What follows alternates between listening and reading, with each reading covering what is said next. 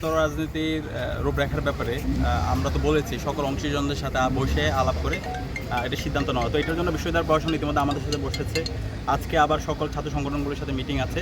তো আমরা আশা করছি শিক্ষার্থীদের যে স্বার্থ সংশ্লিষ্ট বিষয় আছে সেটাকে প্রাধান্য দিয়ে এখানে সব কিছু রূপরেখাটা হবে।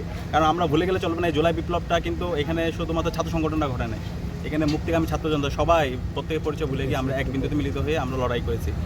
তো এখন যদি আমরা আবার শিক্ষার্থীদের স্বার্থের বাইরে গিয়ে আমরা নিজেদের মতো করে আমাদের স্বার্থটাকে প্রাধান্য দিই, তাহলে এর মাধ্যমে আর বিশৃঙ্খলা তৈরি হবে। তো আমাদের যখন আমরা যাই করবো, অবশ্যই শিক্ষার্থীদের যে ভাবনা, তাদের যে চিন্তা, সে আলোকে আমাদের রাজনীতিটা করতে হবে।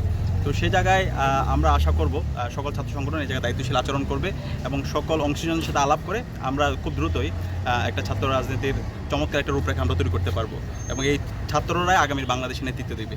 আর দ্বিতীয়ত হচ্ছে, আমরা মনে করি যত এই ষড়যন্ত্র চক্রান্ত হোক, ডাকসুর যেই তারিখ দেওয়া হয়েছে সেই নির্ধারিত সময়ে ছাত্র সংসদ নির্বাচন অনুষ্ঠিত হবে ইনশাআল্লাহ। তো এই ক্ষেত্রে বিশ্ববিদ্যালয় প্রশাসনকে আমরা তাদেরকে অনুরোধ করব, তারা যেন আরও গার্ডস দেখায়, আরও তারা শক্তিমত্তার সাথে সবার সাথে বসে ছাত্র সংসদ নির্বাচনে যেই তারিখ দেওয়া হয়েছে সে আলোকে তাদের সব কাজগুলো তারা বাস্তবায়ন করে। এবং আমাদের এই জায়গায় আরেকটা প্রস্তাবনা আছে, এখানে ছাত্র সংসদ নির্বাচনের জন্য যেই নির্বাচন কমিশন গঠিত হয়েছে সেখানে একটা দলকে প্রাধান্য দেওয়া হয়েছে।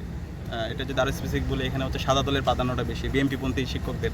তো এটা যদি আরেকটু ইনক্লুসিভ হয়, সবাইকে যদি নিয়ে আসা হয়, সকল অংশীজনদেরকে যদি এখানে নিউট্রাল যে শিক্ষকরা আছে তাদেরকে যদি কানেক্ট করা হয়, তাহলে এই নির্বাচনের প্রতি শিক্ষার্থীদের আস্থাটা আরও বাড়বে।